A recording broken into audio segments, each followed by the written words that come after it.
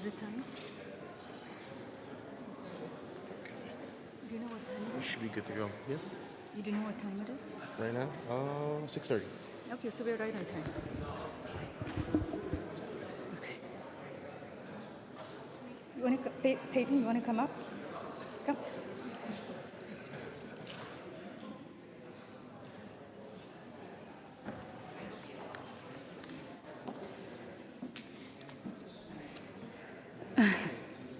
You ready? Yeah, let's do it.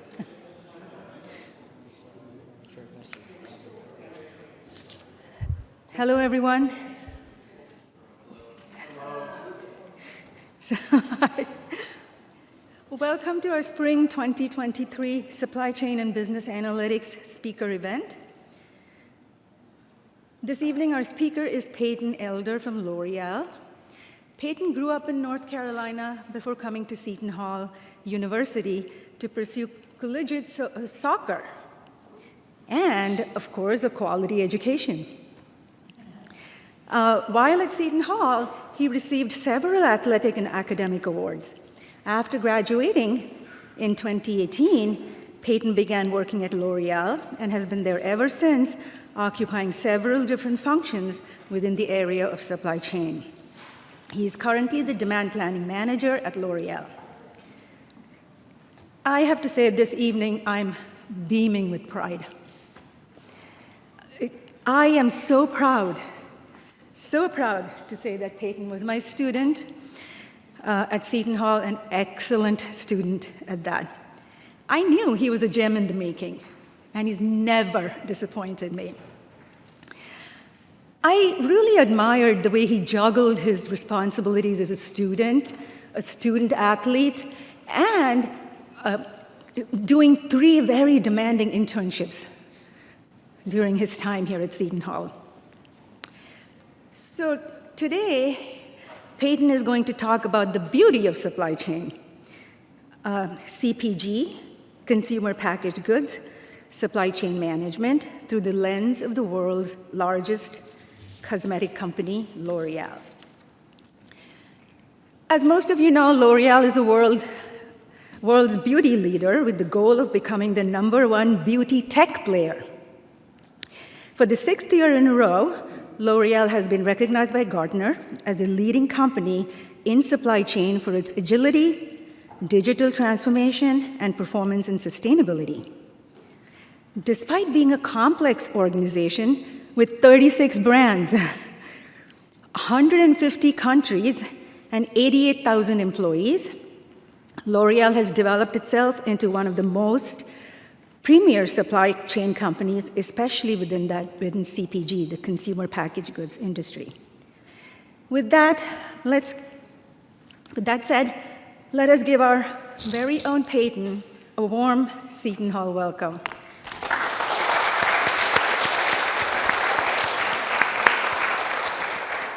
Welcome home, Peyton. Thank you, thank you. You guys can hear me? We're cool? All right. Those are the nicest words anyone has ever said about me. So, Renu, thank you. Very kind. I'm very honored to be back here. I just celebrated my 4th year at L'Oreal, which means I've now worked for as long as I went to college, which feels weird. And now we're back here. I work for L'Oreal. I've worked for 4 years. I will get into my background a little bit more, but I actually just want to do a few disclaimers first. This is not propaganda for L'Oreal. All right, I'm not sanctioned to sell the company or anything like that. That's really just where all of my experience comes from. So it will all be through that lens. A lot of this stuff is just what I put together. You know, I had to make sure to pull things off Google, so I didn't share anything proprietary. But please ask questions. I'm going to really try and get some engagement out of this packed house. We have this stand here, so there will be time for questions at the end. But if I'm going to expect some feedback from you guys, I think it's only fair if anyone wants to step up in the middle or raise their hand like this is a class, we can do that too. Cool? All right. Now that the bar has been lowered just a little bit. First, we're just going to go through the overall structure of L'Oreal. So you can find this on our homepage, but it's actually 4 separate divisions that you can work in within the company. And this is just to give you some context of what we're going to talk about later. First is L'Oreal Luxe. That's all your high-end product, very expensive, very nice stuff, right? That's Kiehl's, Lancome, YSL, any perfume or cologne, that's where you're going to find that. You're not going to get that stuff at a Walmart or CVS. You're going to have to go to a boutique store or like a travel retail in an airport to buy this stuff, all right? Then there's consumer products, and that is the moneymaker of L'Oreal. Those are the brands everyone's heard of: Garnier, Maybelline, Essie. Much lower price point, much affordable for the market, so a much larger customer base. If consumer products has a good year, L'Oreal has a good year, all right? Active cosmetics is the smallest division in L'Oreal, but it is the fastest growing. People care about their skin more and more, what they're putting on their body, in their body, and that's where ACD comes in. CeraVe, SkinCeuticals, La Roche-Posay, and other brands. If you want to get dermatology tested and approved in formulas, then you'd go there. And finally, professional products, and that's actually where I have almost all of my experience thus far. That is for the higher-end hair care, whether it's a shampoo, a conditioner, a mask, a thermal protectant, dry shampoo, a mousse, whatever you want. If you want professional-grade stuff, you go to professional products, something like Redken, Pureology, Matrix, Biolage, Kerastase. That's where you go for that. And you won't find that also at a Walmart or anything. You'd have to go to a Sephora, an Ulta, maybe Amazon on Prime Day to get that stuff. All right, so the reason I explain all that is just to give a little more framework when I go through my own background. Oh, my animation didn't carry over. All right, so I'm from North Carolina, as Renu said. I came here for my undergrad for a chance to have a top education and also pursue my goal of playing collegiate soccer. So this checked off both of those for me. But I actually was a student in the College of Arts and Sciences, which should tell you right away, anyone can do supply chain. But I actually concentrated within there, and I also double minored in business administration and French. So when I was in school, I had absolutely no idea how to put all of those into one. And then 1 out of 100 lucky internship applications landed at L'Oreal, where it is a French company. They are very focused on sustainability, and I get to work in supply chain. So going into my senior year in the summer, I was an intern in the consumer products division as a supply planner, working in Carol's Daughter and Softsheen Carson. After that, I got a full-time offer to be a part of their management trainee program, and that was working at a Luxe factory, actually just down the road in Piscataway. That's where they make all Kiehl's for the world, and Lancome, It Cosmetics, and some other stuff. After that, I got my first full-time role working within PPD in the supply planning world, working on Kerastase, Schulamore, L'Oreal Professional. After that, I became a manager, working on Mazzani and L'Oreal Professional. And after a little time there, I switched to the demand side, working on Pureology, Mazzani, and L'Oreal Technique. And finally, in about a month, I'll be moving to Paris to work at our global headquarters within the global supply planning within consumer products. So that is me in 4 years. All right, so then we're going to talk about the general structure of one of these divisions. Do you have any, if you're an undergrad, can you raise your hand? Okay, most people. Cool. Marketers. Finance. Accounting. Management. Okay, cool. So we have a little bit of everything. We're going to go through these, and we'll circle back this on the end, but try to picture yourself in one of these and see if this fits what you want to do, what drives you, where you find passion. All right, so the first team that we're going to speak to is what I call the Big Idea Team. We have a French acronym for it at L'Oreal, so we're not going to call it that. And it's really two sides, R&I and global marketing. And global marketing's whole job, and you'll kind of find this at most companies, is to read the market, read the trends way ahead of time to see where the market is going. All right, for example, right now we're in a huge revolution of people embracing their natural hair, right? Curly hair is up. People just want to embrace their curls and take care of it. Global marketing would have identified this years ago, see that trend coming, and gone to R&I and saying, hey, we really want to make a curl line. Can we work together, work on some formulas to come up with something that we could put out in the market? All right, so they make this great curl line for the whole world, and then we go to the local business. And this is where a lot of marketing ops comes into play. Sales ops, e-com, this is not an exhaustive list, but this is kind of what this all falls under. So each local business has the job of taking that global idea and translating it into their local market. All right, for example, say Italy doesn't have curly hair. All right, they won't take that product at all. US has curly hair, China has curly hair, but they might be completely different market and customer landscapes. So one marketing plan to launch a curl line in the US is going to be completely different from how you would launch it in China. All right, so each country has to figure out the right formula to make a product launch successful. Operations is the team that makes it happen. All right, marketing has this great idea, they have a great launch plan, all these individual customers they want to sell to, but they're not going to be the ones getting the product there on time or in full. All right, so that is where the world of operations, the world of supply chain comes into play. Can anyone shout out a few functions that are within the world of operations?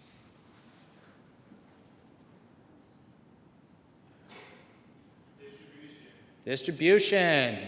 Nice. Shipping products. What else? Production. Manufacturing, the backbone of supply chain. Absolutely. No manufacturing, no product. I got like 8 others in here, guys. Packaging, absolutely. You got to be an engineer. You have to make sure any formula you put in a bottle is compliant. You know, you don't put the formula in the plastic bottle and they mix together and make a carcinogen. That would be bad. Any more? That's okay. Sourcing raw materials. Sourcing raw materials. Sourcing is a huge one. Thank you. All right. This might be a little tricky. My animations didn't carry over. Here's what we'll do. We'll make it work. All right, how did I go to full screen? Cool, all right. So there's packaging, there's development, there's launch, there's supply planning, there's demand planning, manufacturing. All of these things make up the world of supply chain and more. Sourcing, both indirect and direct sourcing are also super important. Then there's the other group. That's just everyone else that makes sure a company stays afloat, alive, and is absolutely crucial to the success and the life of a company. That's finance, accounting, HR, talent acquisition, analytics, master data, legal, environmental health and safety, a whole team just about improving processes within the company. Without any of these, the company will fail. So they're just as important, even if they're not directly tied to the day-to-day functioning of a brand. So what is a supply chain? This is my own definition. Any of you can come up with yourself. There's no specifically right answer, although some answers would still probably be wrong. So how I call it is just the collective steps required to have a raw material, convert it into a finished good, and get that finished good to the customer. All right, it's really just getting the product before it's even a product to the customer's doorstep as quickly as possible. Why is this important? It drives cost savings, environmental impacts, how quickly you get your product to the market, and how quickly you get it to the customer. It also brings marketing plans to life, as we talked about. Without the supply chain, there is no product to sell in the first place. You can't promise Ulta 100,000 units of a shampoo and show up empty-handed. That would not be good. And lastly, it is the backbone of a consumer packaged good business. A CPG business is strictly anything that offers a physical good. Without supply chain, you don't have product, you don't have a business, it goes away. So supply chain has always been there, whether it was the 1900s selling alcohol during Prohibition or L'Oreal selling overpriced shampoo this year, there's been a supply chain.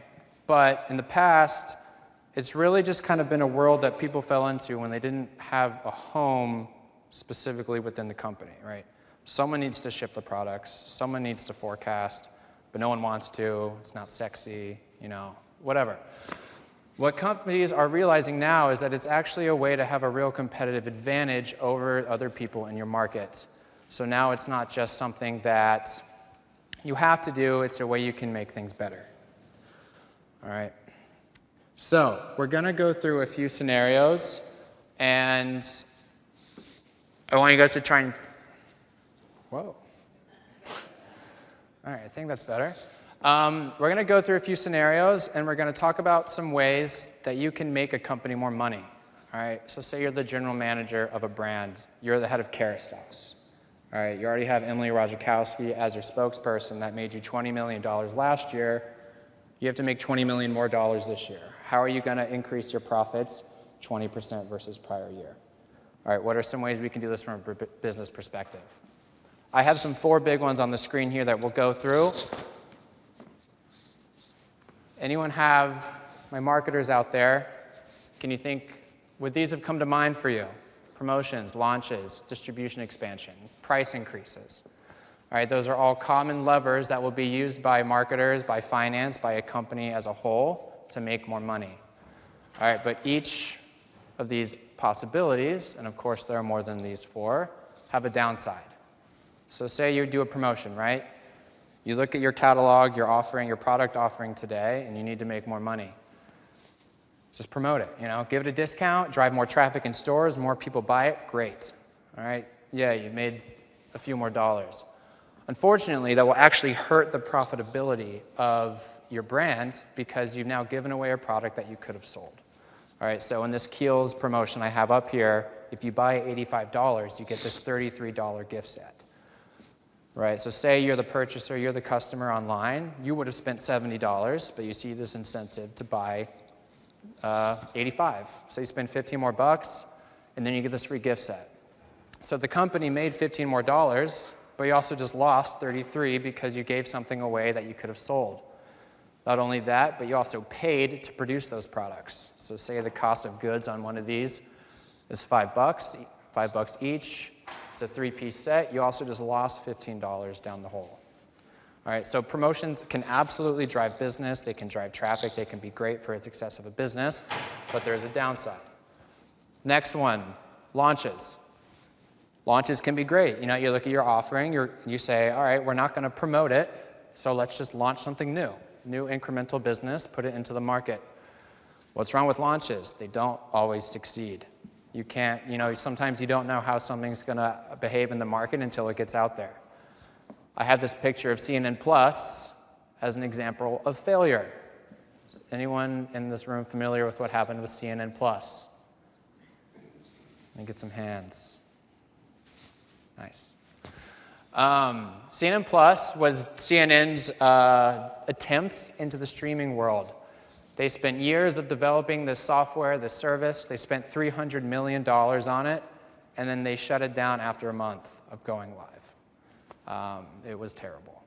So it's just a quick example. It's not in the beauty world, but a launch might, you might make a lot of money off it. It might be great, or you could lose a ton of money. And I'll tell you from within L'Oreal, a lot of L'Oreal's stock problems where you have way too much come from launches that fail.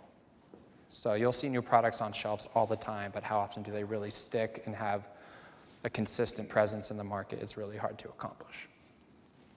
A third one, if you're not going to promote and you're not going to add anything new, why don't you just sell your stuff at more places, right? Expand your distribution. Maybe you sell at Ulta, but you don't sell at Sephora. So just sell at Sephora too, right? Maybe you'll get some new customers. The downside are 2 things. First, there are only so many retailers in the world for a consumer packaged good. You'll run out of shops to sell it eventually.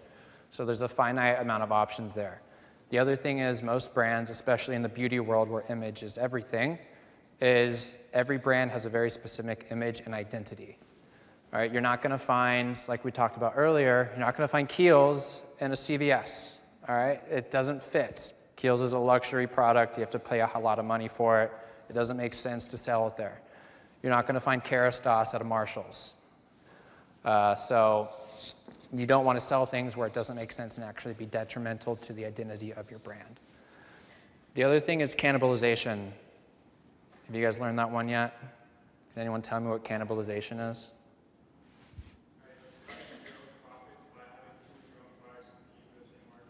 Yeah, exactly. You're taking money from one hand and just putting it in the other. You're not actually making more money. Someone might go to Ulta for all their products, but if you launch at Sephora, it might be 10 minutes closer to their house. So they're just going to go buy it there. And if you never noticed, some retailers have slightly different price points. Like I bought the same bagels at Acme and ShopRite, and they're like $2 different. That's because each business has their own contracts with different retailers. So we make a lot less money selling the same product to Ulta than to Sephora. All right, so it also can hurt the profitability of the product to sell it through a different customer. Finally, if you can't think of anything else, just raise the prices. That happens every year. It happens on everything in every industry. People still buy it, right? Eventually, in the beauty world, especially in professional beauty, it's a higher price point. People are already used to paying $40, $45 for a shampoo. What's $46, right? But eventually, especially maybe something in the consumer package division or consumer division where you're buying a Garnier shampoo for $3, why spend $5 on it if you can go get Olay shampoo for $4, right? So eventually you might lose money to another customer or competition. All right, so in this scenario, that's a few ways that we can think about increasing profits. And historically, all the pressure has been on the marketing and the sales teams to figure that out. All right, as we have transitioned into the supply chain world, they realize there's a few more options to get to the goal. All right, so say you get the same mandates, you're the GM, you have to get $20 million more than last year. You can't do all that stuff every year, you won't have the budget for it, and it's a lot of work. All right, so maybe you also attack your bottom line. You don't make more money, but you lower your cost of goods. You lower your expenses, so that way your net actually increases too. So what are some ways we can do this? Just like in marketing, every supply chain opportunity has its own risks. All right, so these are all a few. There's just a few. It's not all inclusive. But say you have a supplier network. All right, if you're just a up and running apparel company, you buy a T-shirt from one random manufacturer in the Middle East. They close down for a few weeks. Then you go to somewhere in Africa. Then you go somewhere in the U.S. So all of a sudden, you have 5 different suppliers for a T-shirt that you can choose from. All right, so thankfully, if one goes out of business for whatever reason, you have 4 others to bank on. Unfortunately, that's bad for the environment because you're shipping from multiple places to one. It's bad for your cost because you're probably ordering small quantities from multiple suppliers versus bundling it all up into one larger quantity to pay a lower cost, right? Economies of scale, you buy more at once, you pay less.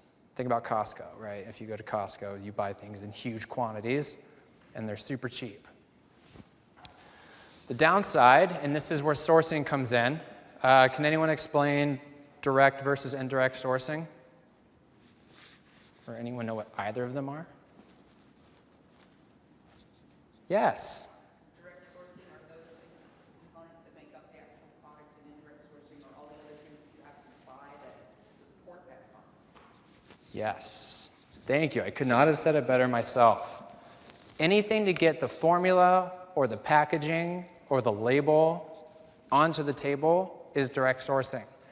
Indirect is everything a business does behind closed doors to keep things running. Real estate for an office.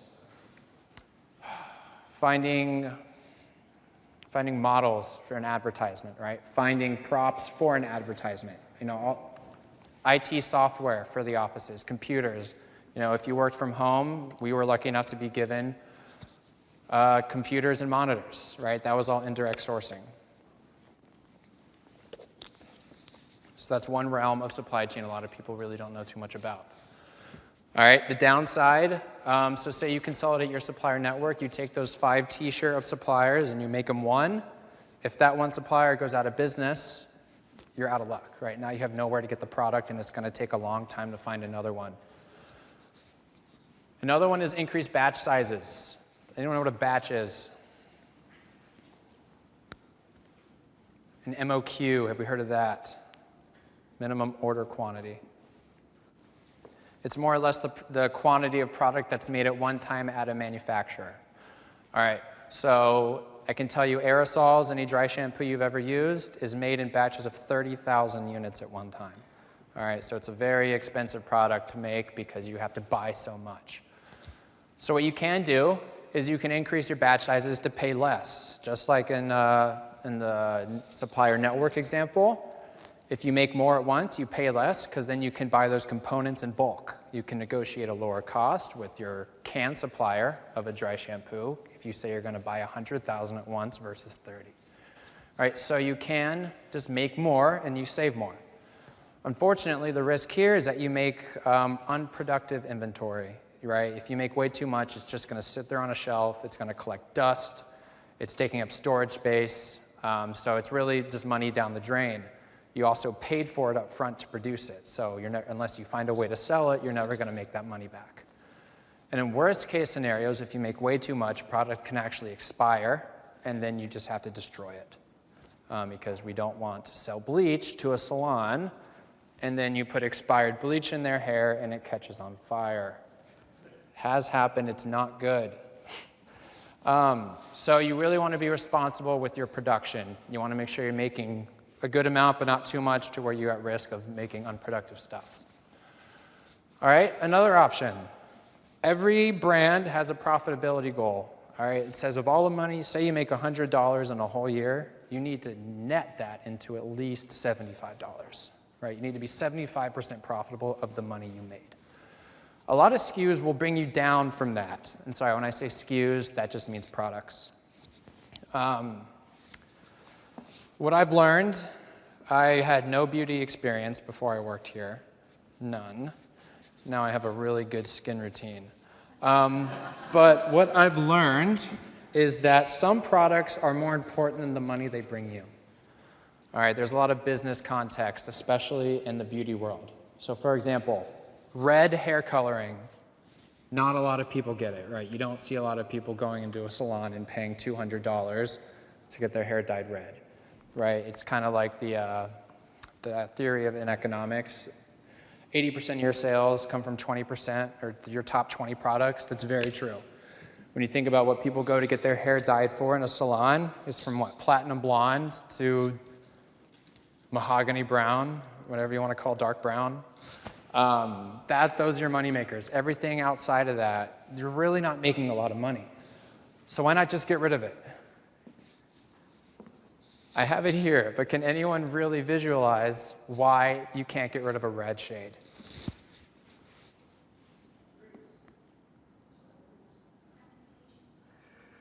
Reputation. Roots. Yeah, honest, yeah. That's very tied close to reputation. It's pretty insane how important the look of a brand is, especially in a professional salon, right? I don't know if any of you guys have gotten your hair colored or treated professionally, but women, if you've gone in and you see the big display of all the products they have, right? All the shade ranges. If it's incomplete or half empty or different colors, it looks not good. It doesn't really speak to the quality of the salon, and people could leave just because of that. All right, elegance is so important in the representation and visualization of a brand, especially within beauty. So, what a salon will not do, say L'Oreal Professional, a shade brand I used to work on, say they discontinue all reds. They don't make reds anymore. They're so not profitable. We destroy it half the time. It's not worth it. All right, so you go in. So first, as one said in the audience, you have a few less offerings than Redken right next to it. All right, so you already don't look quite as complete. So that's strike number one. Two, maybe you worked with your education team and you said, you know what, we got rid of the reds, but if you mix this shade of brown and this shade of blonde, you kind of get something close, and maybe the customer won't, will be cool with it. So maybe you can get away with that, but probably not. What salons will do is if they cannot get every shade they want or need for their shade line, they will completely abandon that brand altogether. They will not have 11 L'Oreal Professional shades and one Redken red. They will go completely to Redken. All right, so one salon that could have been a L'Oreal Professional salon for years, you could lose that business permanently to another brand if you don't provide the right shades. reason of this anecdote is just to amplify the fact that you can't always just cut everything out of the catalog that's not productive. All right, sometimes you do have to bite the bullet from a cost standpoint for the sake of the brand image and the brand success as a whole. Finally, this is something L'Oreal is big enough to benefit from, but you can just in-house all your production. It's really expensive to have a manufacturing plant, so a lot of smaller brands will outsource all of that to get it done. And because of that, their cost gets much higher. Anytime you have to pay someone to do the work for you, there's going to be extra cost on top of that. Right, so L'Oreal, we don't make everything in our catalogs within our own doors, but we make probably 90% of what L'Oreal sells in all 36 brands. It's made in-house. So costs are automatically way lower because we're paying ourselves to make the money and to make the products. Unfortunately, that requires large investment to buy all the labor, the production lines, the technology, the engineers, the scientists. You need a lot of money, a lot of capital, and a lot of the smaller businesses cannot afford that. All right, so there's just a few examples of what a supply chain team can do to help a business reach their profitability goals and be strategic partners. All right, so when we look at these siloed, we say, what can the business do? What can the supply chain do? The question that's now being asked is, why aren't we just doing them both at the same time? Why don't we work together as strategic stakeholders to reach the goals together? So before, instead of all the pressure being on sales and marketing to grow a business, $20 million, now you're working with your supply chain, your operations team, to meet somewhere in the middle, right? If you can get your cost of goods down $5 million, that's about 25% less work that marketing and sales have to do to meet your goals. Cool? We learned something there? Yes? Okay. So key takeaways from that little thought experiment is that supply chain is truly evolving into a key component of business performance and business life. If you neglect it, a business can probably still be fine, but it's nowhere where it could be in terms of profitability, efficiency, or market share. The next point is that all of these theories we talked about, economies of scale, consolidating suppliers, make more, charge more, these aren't like crazy ideas, right? These aren't entrepreneurial, like mind-breaking stuff, right? It's pretty straightforward. It's not rocket science. But the execution of supply chain itself is very, very complicated, right? You can say consolidate supplier base, but what does that really mean? If you're in sourcing, you have to go through intense negotiations for months to come to contract agreements. You have to do interviews with different suppliers just to find the right one. All right? If you go in-house production, you have to find real estate, you have to build a building, you have to buy equipment, right? All of these actual things to make it come to life are very difficult. So even though it's easy, it's not. So because of that, to really have a successful supply chain today, and why one of the reasons L'Oreal has become one of the best ones consistently in the world, is because we have identified it as a true competitive advantage to invest in that, not just with resources and technology, but with people. All right, so now they're truly looking for people who can be creative thinkers, critical thinkers, problem solvers, communicators to drive their supply chain. So just as much as L'Oreal hires the best marketers in the world, spends the most money on advertising every year, they're now also the top in supply chain as well.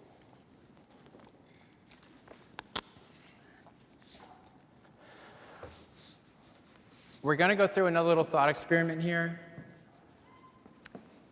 And there should have been really cool animations, but I realized I sent this as a PDF, so all of that went away. So apologies that we're just going to have to look at a bunch of arrows and go through it together. All right? So we're going to go through the life cycle of a consumer packaged good in a perfect world, right? How a thing goes from being a raw material to being in your hair.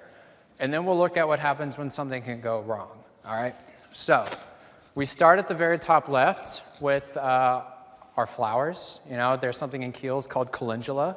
If you've ever shopped through their catalog, I'm sure you've seen it. It's in like every other product now.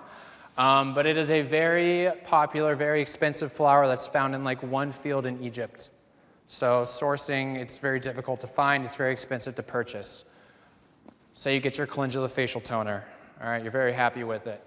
So the flour, the calendula, will get sent to the manufacturing plant for L'Oreal. All right, L'Oreal doesn't make our own bottles, but we buy them from a bottle supplier. So hopefully that a bottle supplier is getting their recycled plastic, and they're making the bottles, and then we will buy the bottles, and they'll be shipped to our manufacturing plant.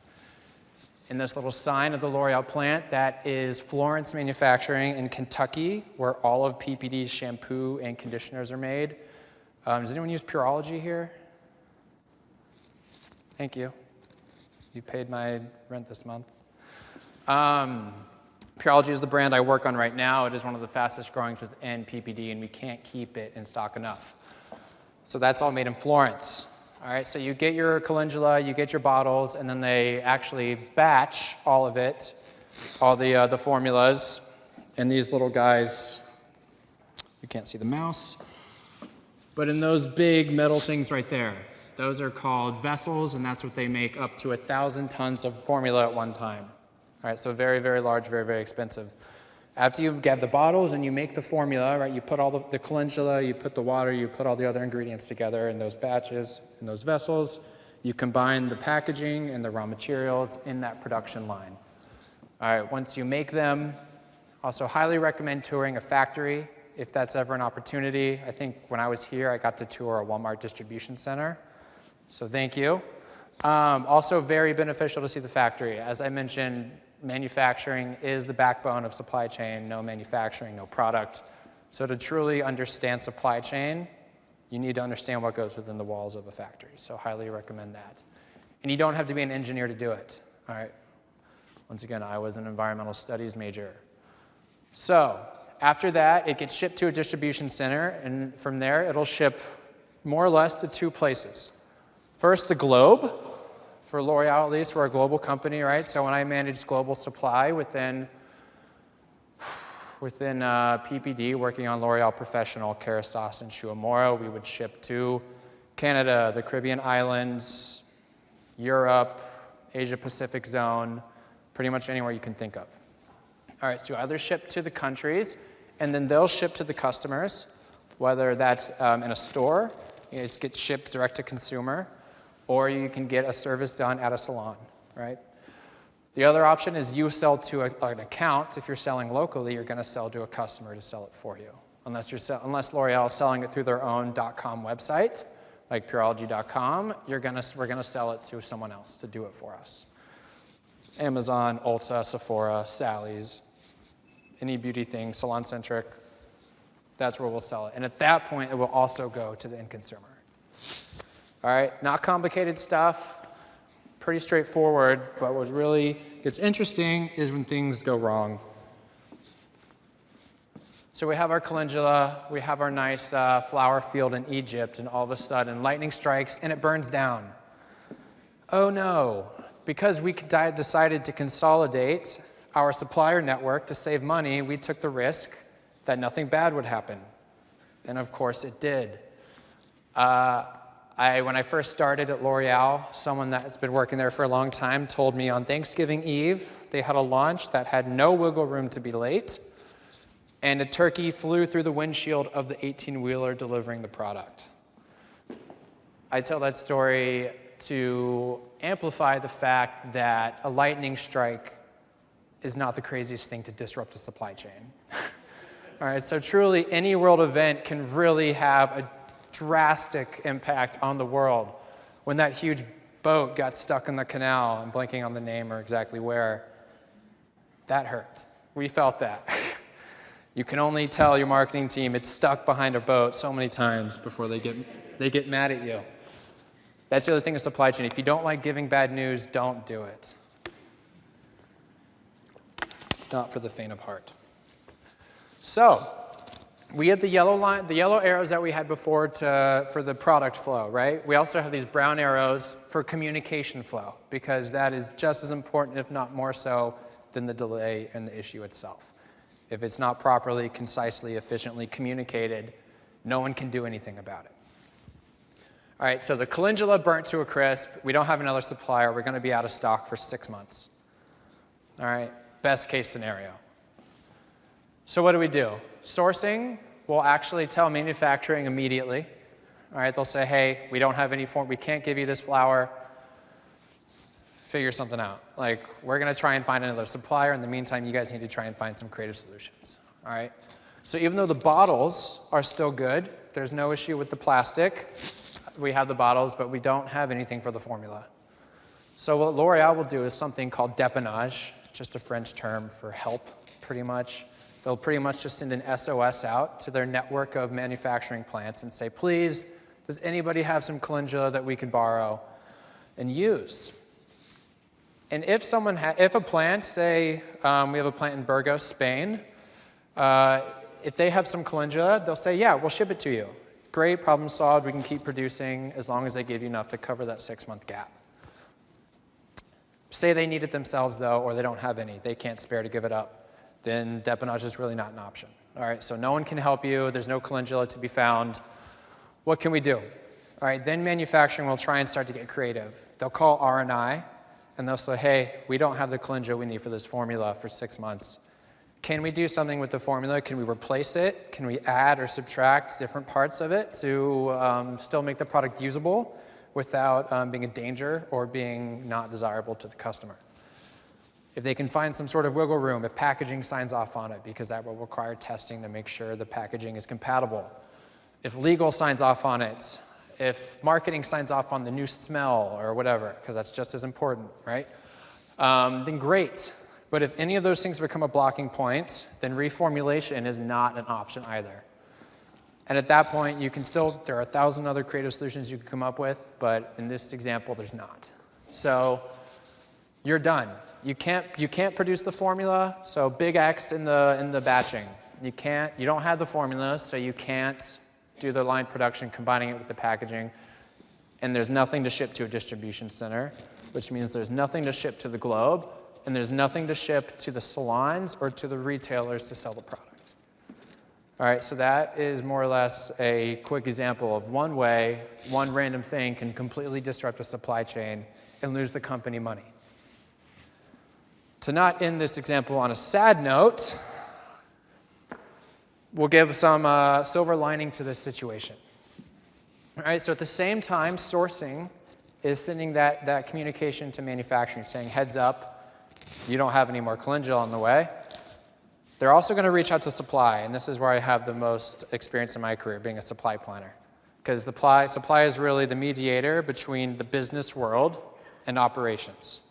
All right, not many people talk to both the marketers and the manufacturing plants. So if you want to have the power in operations, go to supply. I'm happy to speak with you about that further. So they go to supply and they say, hey, the manufacturing plants are looking for a solution, but there's a good chance that they might not be able to help us out. So they give us that information, and it's up to the supply planning team to get this communication to the business, right? So first thing they're going to do, and if you can see it over here in the corner, but they're actually going to go talk to the demand planner. And demand planning is also what I do now, so I can speak a little bit to both. But supply planners will go to demand planners. They should be your best friends. Those people will talk every day. Supply and demand, you learn about them together in economics class and your AP classes. Same thing in real life. They literally talk all the time. So as the supply planner, I'll go to my demand planner. I'll say, hey, we're going to be out of stock for these 6 months. Is there anything happening in the business in the next 6 months that's really important that we protect? And if I'm the demand planner, I'll look and I'll say, well, of course, we're going to continue to sell every month. Those are dollars we'll lose. But in 3 months, there's Prime Day. All right, and Prime Day is the event of the year for Amazon, right? If they need more sales, they'll do a second one, but there's always the summer Prime Day. And that's in our out-of-stock window. So what the demand planner and the supply planner will do is say, all right, we know we're not going to have this calendula facial toner for Prime Day. Is there something else we can substitute it with before the deadline to not lose all this money? So demand and supply will look at what they have in stock, what they're projected to have in stock, and make sure they can support some incremental demand on top of what they'd already be selling. If we can support it, say we have 100,000 units of non-calendula facial toner, then and they need 20,000 for Prime Day, then you're great, right? You have plenty left over. You can still support your open stock business, and you can support this promo, no problem. All right, so we found a solution. Hooray, great. Now we need to make sure marketing signs off on it. It fits with their marketing plan. We need to make sure they're not promoting this non-calendula toner at Ulta at the same time that we'd be doing Prime Day, because you'll never find the same product on sale at 2 different retailers at the same time, most likely, unless the business is just trying to get rid of it. All right, so if we present it to marketing, marketing signs off. So all you marketers out there, you look at your business plan, you say that's fine, we can make it work. We'll probably recoup 80% of the sales we would have made using the calendula toner, so really not that bad of a secondhand solution. So then they'll communicate that to sales, who then works with their sales plan, communicates that to the customer, Amazon themselves, and Amazon fixes their promos, fixes their website in time for Prime Day. And you make the sale, and you lose 20% of your sales, but it's better than losing 100. So that is an example of when things go wrong, ways from sourcing all the way to the sales team, who will never work together, but there has to be a constant communication flow, or you lose all of that money. So, just some key takeaways from that little exercise as well. Much like a literal chain, supply chain, people called it supply chain. We're not the marketers. Everything is connected, and if any of that breaks down, money is gone, business is lost, not good. All right, so everything is equally important and equally connected. All right, the other thing, supply chain requires end-to-end thinking. I've been a mentor, I've had an intern, I have an employee. I can tell you when we hire people and we look for people within supply chain, we're looking for people that can really think end-to-end. Can you picture the problem the sourcing team comes across when they run out of product and translate that into what it means at the customer level? Can you connect those dots A to Z before it even happens? All right, that's what it really requires nowadays to be truly successful. And if you can, then the world is your oyster within operations.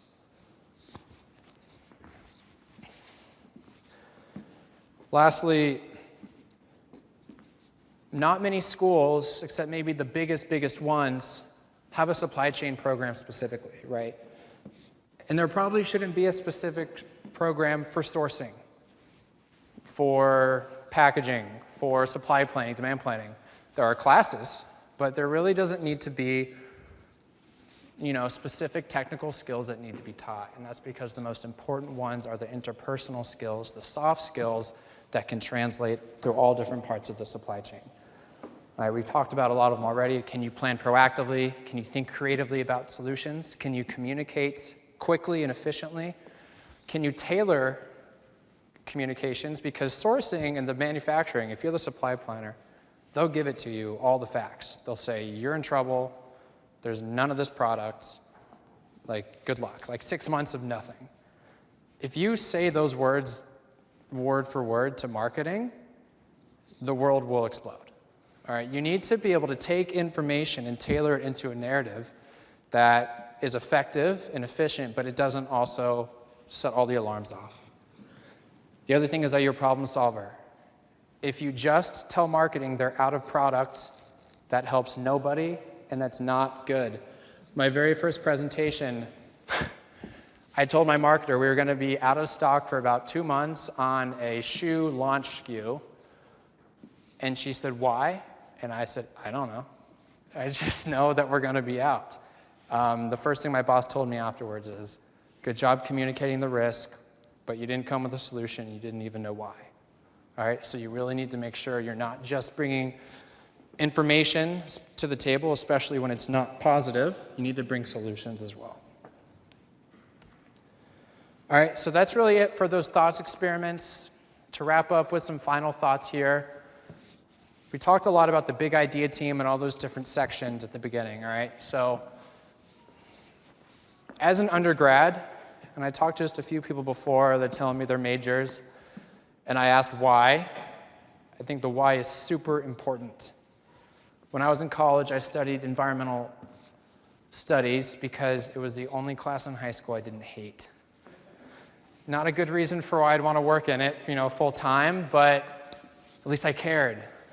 So I think it's important, seriously, whether you're studying finance, marketing, management, accounting, any of this stuff, that you know the why you want to do it. All right, so I put these 4 notes up here. If you go to a store, and this is really a CPG thing, if you're offering a service, it's not as tangible. But if you go to a store, this little Keel shelf, and you see the products, just say this is a product launch, first day on the shelf. How do you want to look at that product and know how you contributed to it?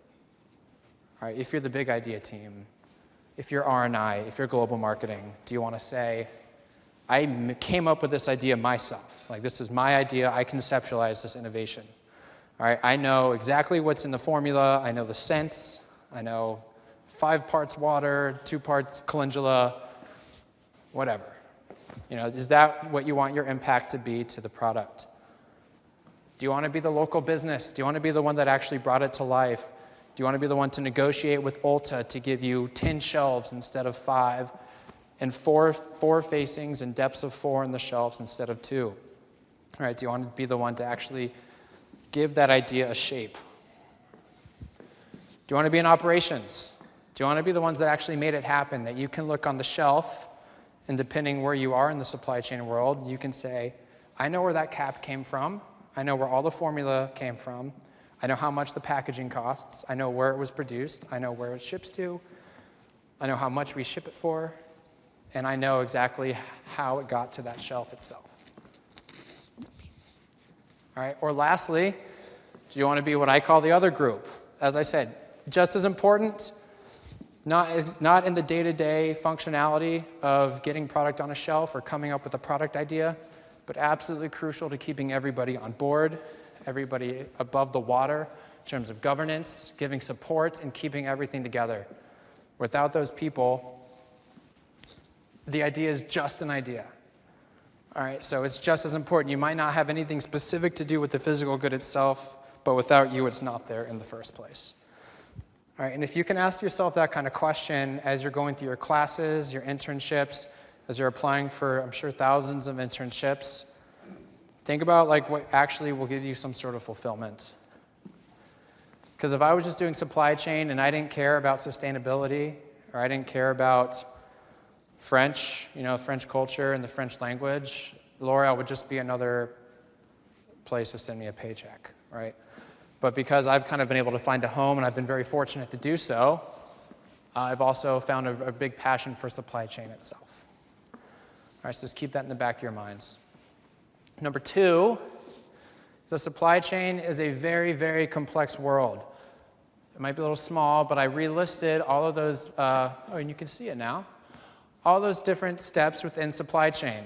All right, you have your supply and demand planning, your sourcing, whether it's direct or indirect, launch, packaging, physical distribution, warehouse management, manufacturing, customer supply chain. After, happy to touch base with anyone on the specifics of each. But the point being is that the world of supply chain gives you the opportunity to move across all of those in your career.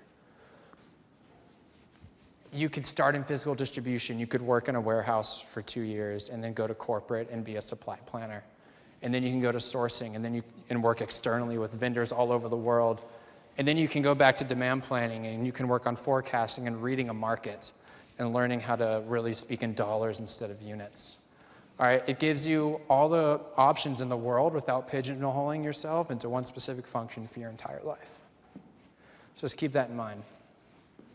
And lastly, I've said it a couple times. I don't know why it's important for me to highlight this, but it is. It's not rocket science, but it's really, really not an easy job. I enjoy it. It's very fulfilling. I feel challenged every day. There's always a new problem. You never know when another turkey is going to fly through the windshield. You don't know when lightning is going to strike twice in the same place. So there's always a new challenge, something new, exciting, some new problem or fire to fight at the most inopportune time, because of course that's when they happen. But the theory themselves aren't hard. So I say this because supply chain is a pretty unknown world. There's just not a lot of focus on it, I don't think, in today's world.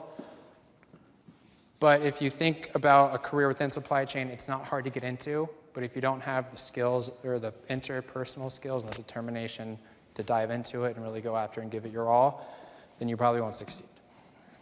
So it's not for the faint of heart, but it's incredibly fulfilling if you're willing to dive into it.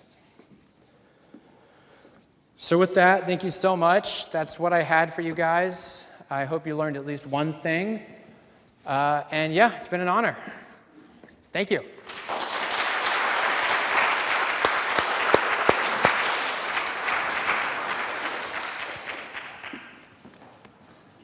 Thank you, Peyton. That was awesome. So we had a few questions, but you anticipated all of that, most of it.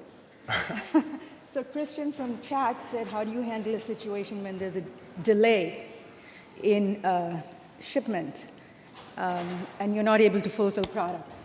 You know, the customer's need, you said that. Okay. And several of my students wanted to know what are the most important skills needed to be successful. You went through that too. Now, several of my students had this question saying that how does L'Oreal ensure that your suppliers are adhering to your sustainability standards? To mine? No, not yours, L'Oreal. Well, one day you might own a L'Oreal. But how does L'Oreal make sure? Yeah, absolutely. It's a great question, and it's actually growing more and more every day. And sustainability comes in a whole lot of different ways, right? It's environmental. It can also be people sustainability. So I know we have very specific supplier standards. So when our sourcing team goes to find a new supplier to make bottles or calendula or whatever, they have to adhere to our sustainability standards. They have to meet certain KPIs from an environmental standpoint. We also try to enforce humanitarian standards with all of our suppliers. So whether it's employee enrichment or employee development, whether it's hiring people with disabilities, that's something L'Oreal mandates on a lot of the people we work with to make sure we're not only being environmentally responsible, but also socially responsible. When it comes to specifically environmental standards, L'Oreal is doing more and more every year, and it's incredibly impressive to me for someone who has a passion for sustainability. There's projects all the time. L'Oreal has a whole internal competition every year to see who can come up with the best sustainable projects, and then if you win, it gets implemented. For example, Florence, Kentucky, they submitted one. The competition's called the Beauty Shaker Awards. And there's a huge dump right around the Florence, Kentucky manufacturing site. And so there's a lot of energy underneath all that trash. For all the chemists out there, which are not me in the slightest, there's a lot of methane that rises from the trash and the dumps that can be harnessed into sustainable and reusable energy. So L'Oreal actually more or less built a pipeline to take that energy from the dump and apply it to the Florence plant to keep the lights on and to keep everything running without having to use new energy and produce new energy. So that's one thing they're doing. We're aiming to have a closed-looped water system, I think, in every manufacturing site by 2030, many of which are already there. At our office, we no longer have disposable plates and trays. It's all like Tupperware that you take with your meal, and when it's done, you drop it off in a bin, they clean it, and they use it again the next day. Right, so literally from the offices to the dump, L'Oreal is looking for ways everywhere to meet standards. And there's a lot more, but I'm out of breath and I can't think of another one. I think that's great. Anybody else have any questions? Quick, go ahead. So first off, your skin is radiating. I know. Thank you. I like you, someone who has absolutely no knowledge on the cosmetic industry, like you said before you started. I feel like that's a really good debate to apply to the corporation material. So when you were actually interviewing in the beginning, was that something that you considered? Were you nervous about not knowing the industry, or was L'Oreal just bringing you up to speed and welcoming that you actually? Yeah, so I mean, they were absolutely welcoming. And I actually, I always feel weird when I talk about my interview process with L'Oreal because a lot of my counterparts who entered the same time as me had it a lot harder. I had one phone call and I got an offer. And I promise you I did not do anything special. So I don't know how that happened. I think they probably messed up somewhere. But in general, my mindset, whether it's an internship or a job interview or anything, is if you feel comfortable about what you're speaking to and you know your stuff, then that'll resonate and that'll come through how you speak and how you carry yourself. They also know that you don't have, college undergrad students shouldn't have a bunch of industrial knowledge, right? You shouldn't know everything about beauty. What they're looking for, and one of the reasons I highlight it so much, is they're looking for those transferable skills because, you know, they're trying to fill, for the time of an internship for a company like L'Oreal, 80 internship spots, right? So they might meet you and they really like how you speak, how you carry yourself, how you communicate, right? But, oh, they just happen to fill this spot right before you. But because they know you have these skills, and anyone can learn technical skills. You can learn how to do VLOOKUPs. You can learn how to do pivot tables. You can even learn how to use SAP. When I was an intern, I learned the basic functions of SAP. That can be taught, but it's really like everything else that needs to be intrinsic and automatic with that person, because they'll throw you in immediately. While they are welcoming, L'Oreal is not a place, you know, if you're lucky, you get a month to get brought in, and to get responsibility and everything, but especially within an internship, you have 10 weeks to prove yourself, right? And they really try to give you the opportunity to do so. So they're looking for the people that are willing to jump on board and learn and show up and work hard, and all that's gonna come through how you carry yourself, not by saying, I'm this proficient in 10 different software applications from the get-go. Does that help? Yeah? Maybe a little? Cool. I think that might have to be the last question, but Peyton is going to hang around for some time. If anybody wants to pick his brain, he'll be more than happy to hang around as long as all of you want. There are some chicken fingers out there for you guys to snack on. There's one more thing before you leave. Token of our appreciation. Thank you. This was excellent. I'm sure everybody agrees. You have some tremendous comments on chat, but I'll show you that later. I want to introduce, just a couple minutes, I want to introduce Erica Brightman from Transportation and Logistics at New Jersey Economic Development Authority. And I'll let you have the floor. Thank you. I'm Erica Brightman. I work for the New Jersey Economic Development Authority, but I happen to also be the president of the Northeast Association of Rail Shippers. We are an organization of people who work in supply chain, specifically on the transportation, distribution, and logistics that are surrounding rail transportation, which a lot of you might have heard a little bit more about recently. We are having a conference. We have a conference twice a year, and we offer, in cooperation with the North Jersey chapter of ASCM, we are able to offer PDM, continuing development points, as ASCM members and people who are certified in ASCM have to continually do to keep their membership or keep their certifications current. Our conference is this April 12th through 14th. We do the conference both in person and virtually. You can register online. You can attend the whole thing online. You can go back and watch the recordings of it. We do it live stream, so it is a live conference at the time, but you can go back and watch the conferences.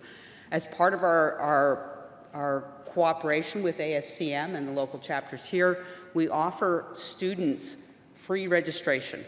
So the conference itself is normally $350, $395 registration, but we offer that as a complimentary registration for any student that wants to register. You can attend virtually and have no other expenses, or if you want to attend in person, you're more than welcome, but you are responsible for your own travel expenses. I have more information about it here. You're welcome to stop by, and I'll give you the information. You can go to the website and look it up, and we'll also do some more promotions with the local chapters as well. And just as a separate aside, I have worked in supply chain since I graduated from college, which was a few years ago. So if there's anybody who wants to talk about what it's like to work in supply chain and various different industries and different roles, I'm more than happy to share that as well at any time. Thank you.